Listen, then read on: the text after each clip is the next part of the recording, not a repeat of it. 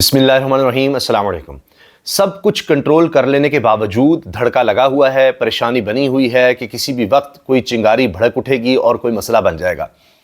اصل مسئلہ اب ہے لیجٹمیسی کا، ساکھ ہی نہیں بن رہی، ملک میں بھی اور ملک سے باہر بھی بہت بڑا مسئلہ بنا ہوا ہے۔ ایسے لگتا ہے کہ عالمی سطح پر جس طرح امریکہ ساتھ ہے، ٹرمپ تعریف کرتے رہتے ہیں شہباز شریف کی، تو یہ کافی ہے، بڑے ہم خوش ہیں، لیکن اس سے بات نہیں بن رہی۔ حکمرانوں کو تو تسلی ہو رہی ہے کہ جی ٹھیک ہے، ہماری تعریف ہو رہی ہے، بڑا زبردست ہے، لیکن ملک میں کوئی بہتری نہیں آ رہی، عوام کی زندگی میں کوئی بہتری نہیں آ رہی، اور اس لیے دھڑکا لگا ہوا ہے کہ کسی بھی وقت لوگ باہر آ جائیں گے۔ جس طرح ابھی آپ دیکھ رہے ہیں وکلاء نکل پڑے ہیں، ابھی اعلانات ہو رہے ہیں، 4 آپشنز پر غور ہو رہا ہے، تو اس سب نے حکومت کو ڈرا کر رکھا ہوا ہے، کیونکہ ان کے پاس عوامی حمایت نہیں ہے، یہ کسی بھی طرح کا احتجاج برداشت ہی نہیں کر سکتے۔ وہ دور گئے کہ فیسیلیٹیٹ کیا جاتا تھا، کسی نے دھرنا دینا ہے، گزشتہ دور میں یہ ہوا، مولانا فضل الرحمان صاحب نے دھرنا دیا اور لانگ مارچ ہو رہے تھے، جی مہنگائی کے خلاف لانگ مارچ ہو رہے ہیں، جب اس سے 4 گنا کم تھی مہنگائی، اب 4 گنا بڑھ چکی ہے، تو اب آپ دیکھیں کسی طرح سے کسی کو بولنے کی اجازت نہیں ہے، اور کس طرح میڈیا کو مینج کیا ہوا ہے، اشتہارات دے دے کر، پیسہ لگا لگا کر کہ بھائی بس ذرا دبا کے رکھیں۔ لیکن پھر کیا ہوتا ہے کہ IMF کی زبردستی رپورٹ بھی سامنے آ جاتی ہے، جس کو دبایا گیا تھا لیکن وہ سامنے آ گئی، اس میں ساکھ اور برباد ہو گئی۔ ابھی تو 26ویں ترمیم پر اعتراض IMF کو ہے۔ IMF کا مطلب پوری دنیا اب اس کو جج کر رہی ہے، ہر سطح پر اس کو دیکھا جا رہا ہے، اور اس کے بعد تو اب 27ویں ہو گئی، پھر اب آگے 28ویں کی بات کی جا رہی ہے۔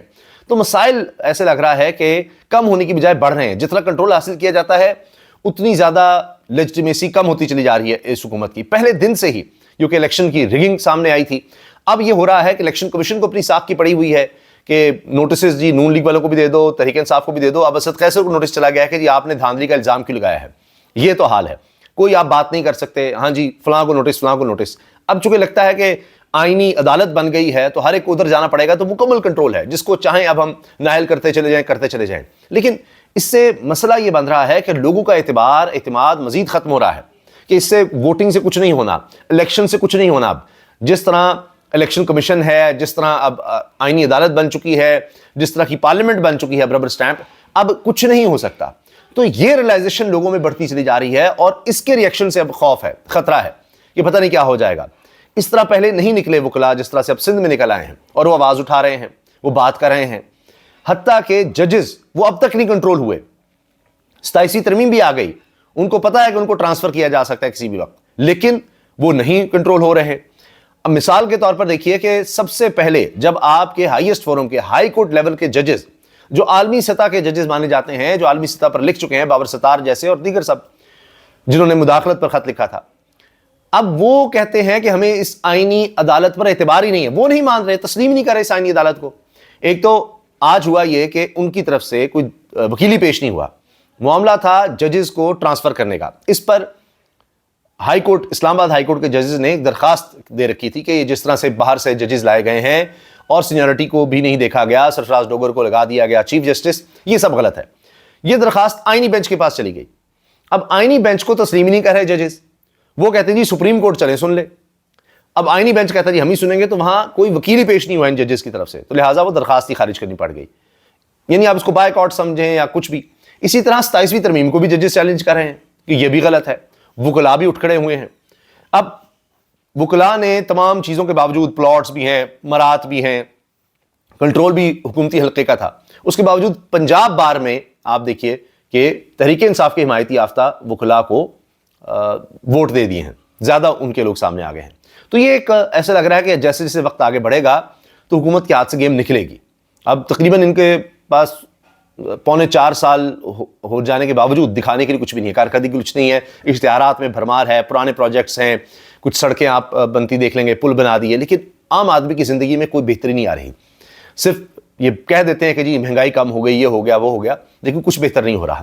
تو جب آپ کے ججز کو ہی آپ کی سب سے بڑی عدالت، آپ نے جس میں کے لیے 27ویں آئینی ترمیم کر دی، اس پر اعتبار نہیں ہے، اعتماد نہیں ہے، اس کو تسلیم نہیں کر رہے، تو مجھے بتائیے پھر کیا ہوگا ملک میں بھی اور عالمی سطح پر بھی۔ لوگوں کو پتا ہوگا پہلے سے ہی کہ اچھا آئینی عدالت اگر آپ جاتے ہیں تو کیا فیصلہ آئے گا، ان کو پہلے سے پتا ہوگا کہ حکومت نے لگائے ہوئے ہیں، حکومت کے خلاف کوئی فیصلہ نہیں آ سکتا، تو پھر وہ کیا کریں گے، کچھ اور سوچیں گے۔ سہیل آفریدی اس وقت سرپرائز پیکج بنے ہوئے ہیں، ان کی سمجھ نہیں آ رہی کہ وہ کیا کر دیں گے، کچھ پتہ نہیں ہے، وہ ڈر ہی نہیں رہے، وہ تو کہتے ہیں کہ مجھے پتا ہے اس راستے میں موت بھی آ سکتی ہے، تو میں اس کے لیے بھی تیار ہوں۔ جب ایک بندہ اس طرح سے ذہنی طور پر تیار ہو جائے تو اس کو آپ کیا کریں گے؟ وہ کسی بھی حد تک جا سکتا ہے. وہ کہتے ہیں کہ روزانہ میڈیا سے انٹریکشن کیا انہوں نے، ہر طرح کے لوگوں سے ملے اور کہا کہ اب میں نے تو سارے قانونی آئینی راستے اپنا لیے تو کچھ بھی نہیں ہوا، تو اب میرے پاس احتجاج کے علاوہ کوئی راستہ نہیں رہتا.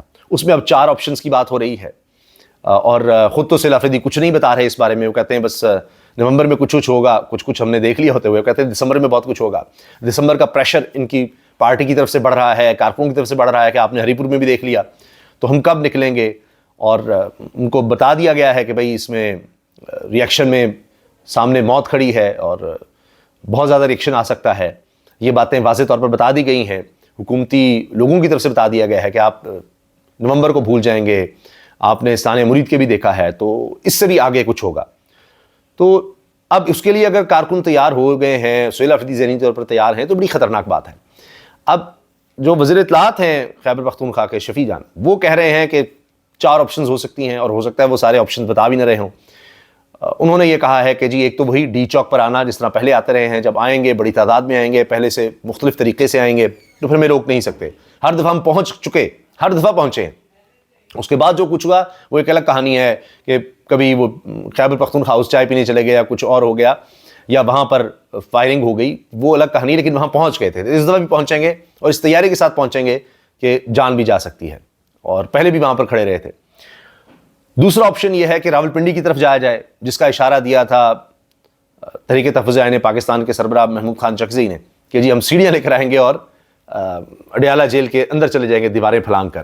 مگر مسئلہ اس میں یہ ہے کہ اس میں بھی بہت خطرات ہیں کہ اس طرح کی باتیں ہو رہی ہیں کہ اچھا یہ لوگ اس طرف آئے، پنڈی کی طرف آئے تو خان کو ادھر ادھر کر دیا جائے گا، اور پھر کہا جائے گا وہاں تو لوگ آ گئے تھے، انہوں نے جیل پر قبضہ کرنے کی کوشش کی اور پتہ نہیں اپنے ساتھ لے گئے خان کو، اور اس کے بعد پتہ نہیں خان کہاں ہے، کوئی پتہ ہی نہیں کہ ادھر ادھر ہو گیا ہے، کدھر ہے، کچھ پتہ ہی نہیں جناب. وہ قیدی نمبر 804 کا پتہ ہی نہیں لگ رہا. تو یہ بھی اس میں ایک پلان بنا ہوا ہے، یہ بھی خطرات ہیں. تیسرا آپشن، یعنی ایک تو اسلام آباد ڈی چوک کا ہے، دوسرا راولپنڈی کا ہے. تیسرا آپشن یہ کہا جا رہا ہے کہ خیبر پختونخوا کو آنے جانے میں راستے بند کیے جائیں، تو اس سے ایک مسئلہ بنے گا. پھر سندھ میں قوم پرست جماعتیں ایکٹیو ہو سکتی ہیں، بلوچستان میں اسی طرح سے وہ جماعتیں ایکٹیو ہو سکتی ہیں، تو یہ مسائل بن سکتے ہیں. ابھی آپ دیکھیے کہ چوتھا آپشن، یہ تو تیسرا میں نے آپ کو بتا دیا کے پی بند کرنے کا. چوتھا آپشن یہ بتایا جا رہا ہے جو علی بن گنڈا پور کا تھا کہ بات چیت بھی رکھیں، بیک ڈور کوئی رابطے بھی رکھیں، کچھ نکالنے کی کوشش کریں، یا وہی بات کہ نواز شریف والا راستہ، شہباز شریف والا راستہ، ڈگی والا راستہ، یا مریم نواز صاحبہ والا کہ جی وہ راستہ بڑا آسان ہے، مجھے آتا ہے. تو انہوں نے، مریم صاحبہ نے وہ راستہ لیا، تو ان کے والد صاحب نے بھی لیا فروری میں ہی 2024 میں. پہلے لائٹیں بجھ گئی تھیں اور اس کے بعد کہا جی ہاں ہمیں مل گئی ہے اکثریت لینے کے لیے، تو یعنی اتنے تو ووٹ نہیں ملے، تو اب میں شہباز شریف کہتا ہوں دوسروں کو ساتھ ملائیں، دوسروں کو ملا کر حکومت بھی بنا لی، اور اب وہ 2/3 اکثریت میں بدل چکی ہے، اور تو اور اسمبلی الیکشن کے بعد اب سادہ اکثریت میں بدل چکی ہے. تو یہ حال ہے. اب آگے ہو سکتا ہے 2/3 نون لیگ کو ہی دلوا دی جائے، کچھ بھی ہو سکتا ہے یہاں اس ملک میں. مگر اس کے بعد بھی مسئلہ لیجیٹیمیسی کا رہنا ہے. ملکی سطح پر بھی لوگوں کو پتہ لگ گیا، جھرلو ہو رہے ہیں الیکشنز، اس نظام سے ان کو کچھ نہیں ملنے والا. اور عالمی سطح پر بھی آپ دیکھ لیجیے آئی ایم ایف کی رپورٹ، اور یہ آئی ایم ایف کی رپورٹ سے پہلے بھی سب کو پتا تھا، لیکن آ جانا تاریخ میں پہلی دفعہ پاکستان کی اس طرح سے رپورٹ آ جانا، یہ اب لمحہ فکریہ ہے. اس کے بعد آپ بھول جائیں کہ کوئی بھی عالمی سطح کا کوئی بھی ادارہ، کوئی بھی ملک وہ اس چیز کو تسلیم کرے گا کہ جی پاکستان کی ڈائریکشن ٹھیک ہے، یہ صحیح طرف جا رہا ہے. تو ان سے تو کچھ نہیں ہونا. تو اب مسئلہ یہ ہے کہ مریم صاحبہ کی آج ایک گفتگو جس طرح سے سامنے آئی کہ جی یہ تو ریفرینڈم تھا، لوگوں نے فیصلہ سنا دیا ہے، بائیکاٹ کچھ نہیں ہوتا، پوری طرح سے انہوں نے الیکشن لڑا ہے اور ہم جیت گئے ہیں، کارکردگی ہے، بیانیہ سب سے اچھا کارکردگی ہے، ان کے پاس کوئی بیانیہ نہیں ہے، ختم ہو گئے ہیں، فیض حمید کے ساتھ ان کا بھی خاتمہ ہو گیا، اب کچھ بھی نہیں بچا، فلاں نہیں ہے. لیکن آپ دیکھیں کہ ان کو دھڑکا یہ لگا ہوا ہے کہ یہاں بھی کام نہ شروع ہو جائے. یہ جو رپورٹس آ رہی ہیں، کیونکہ ان کو تو یہ بتایا جاتا ہے کہ مریم صاحبہ کے سب فین ہیں بہت ہی زیادہ، اوہ ہو دنیا بدل گئی ہے، ایسا کبھی لوگوں نے دیکھا، اتنے خوش ہیں لوگ، اتنے خوش ہیں.